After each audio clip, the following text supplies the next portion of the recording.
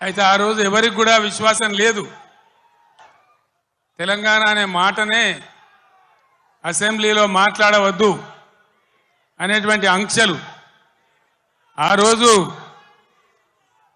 రోజు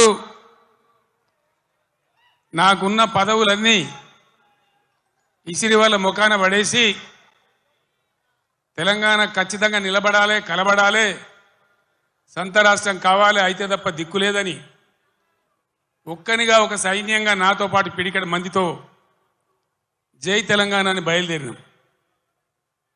హైదరాబాద్లో చర్చోపచర్చలు, ఎక్కడికి పోవాలి, ఏం చేయాలి, మీటింగ్ స్టార్ట్ చేయాలి, ప్రజల్లోకి పోవాలి, ఇది ప్రజా గర్జన కావాలి. బ్రహ్మాండమైనటువంటి చైతన్యవంతులైన ప్రజలున్న జిల్లా కరీంనగర్ జిల్లా. ఇది పోరాటాల గడ్డ. ఇక్కడి నుంచే ప్రారంభించాలని భావించి ఇదే ఎస్ఆర్ఆర్ కళాశాల మైదానంలో ఇదే రాత్రి సమయంలో మే 10 ప్రజల చైతన్యం ఉన్న జిల్లా అని చెప్పి తెలంగాణ ఉద్యమం కోసం ఊపిరిలూదాలని నమ్మి ఇక్కడికి వస్తే ఆనాడు మీరు తెలంగాణ జెండాను ఆకాశమంతా ఎత్తిన గడ్డ ఈ కరీంనగర్ గడ్డ. ఎత్తి కార్యాచరణ చెప్పి నేను ఉద్యమం కోసం బయలుదేరిన తర్వాత కథంతా మీకు తెలుసు. మీరే కథానాయకులు, మీరే నన్ను ముందుకు నడిపిండ్రు.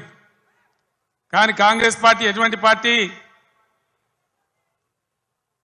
నువ్వెక్కడిదివా, మాతో నువ్వు గెలిచినవు కేసీఆర్, అసలు నీకు లెక్కేంది, నీ బిషాదేంది అని మాట్లాడితే ఆనాడున్న కేంద్ర మంత్రి పదవిని ఎంపీని కూడా నేలకేసి కొట్టి రారా నా కొడుక కరీంనగర్ కన్నా నేను మళ్ళీ ఇక్కడికి వచ్చిన.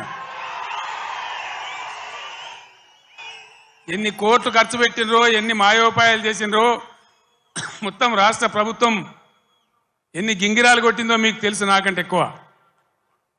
కానీ బ్రహ్మాండంగా మళ్ళొక్కసారి ఇది పదునైన కరీంనగర్ గడ్డ బిడ్డ, ఇది తెలంగాణ అడ్డా అనే పద్ధతిలో 2.5 లక్షల మెజార్టీతో నన్ను గెలిపించి మరొక్క మారు తెలంగాణ చైతన్యాన్ని చాటిన గడ్డ ఈ కరీంనగర్ గడ్డ.